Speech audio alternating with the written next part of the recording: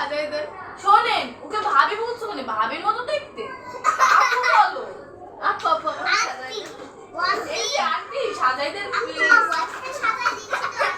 আপনি এইটা সাজাবেন নাকি আমাকে সাজাবেন তাই বলেন।